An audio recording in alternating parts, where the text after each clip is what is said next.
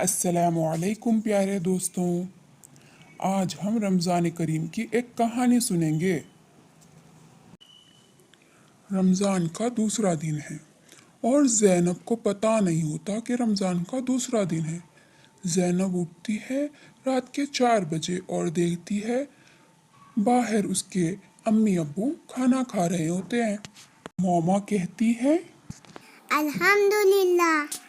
वहीं दूर खिड़की में खड़ी ज़ैनब सोचती है, मम्मा पापा अकेले खाना खा रहे थे इतनी रात को और मुझे अकेला छोड़ दिया।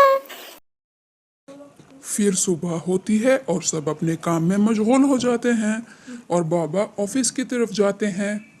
बाबा पढ़ते हैं सफ़र की दुआ, सुब्हानल्लज़ी सख्खर लना हाज़ा वमा कुन्ना लहू मुनक़लिबून। फिर असर के बाद घर में सब लोग जमा हुए होते हैं और ज़ैनब देखती हैं कि घर में सब मेहमान आए हुए हैं। ज़ैनब भी वहाँ जाती है और कहती है, आज का दिन तो बहुत मुख्तलिफ है मामा। पहले आप लोगों ने रात को खाना खाया अकेले और मुझे बुलाया भी नहीं, और दिन में भी किसी ने मेरे साथ खाना नहीं खाया और मैं अकेली थी और मेरे पास कोई आया भी नहीं। फिर मामा कहती है, पापा तुम्हें सब समझाएंगे गुड़िया। हाँ चलो खाना खाते हैं। चलो खाते हैं। फिर सब लोग खुशी खुशी इफ्तार करते हैं। मगरिब की अज़ान के बाद जब सब लोग खाना खाते हैं वो इफ्तार कहलाती है।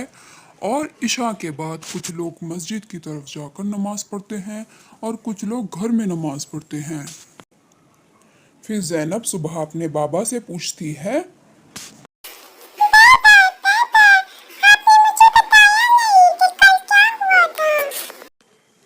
हाँ मेरी बच्चे, मैं तुम्हें बताता हूँ।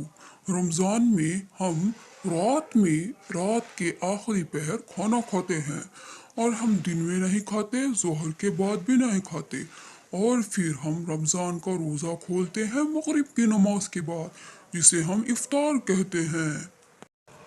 जान लो मेरे बच्चे, रोज़े में तुम हर बुरी चीज़ से दूर रहना। रोज़ा रहना खाली भूखे रहने का नाम नहीं, रोज़े में हर चीज़ से दूर रहना पड़ता है जो बुरी हो। समझ आई मेरी बच्ची? जी पापा, कि मैं भी आपके साथ रोज़ा ले सकती हूँ?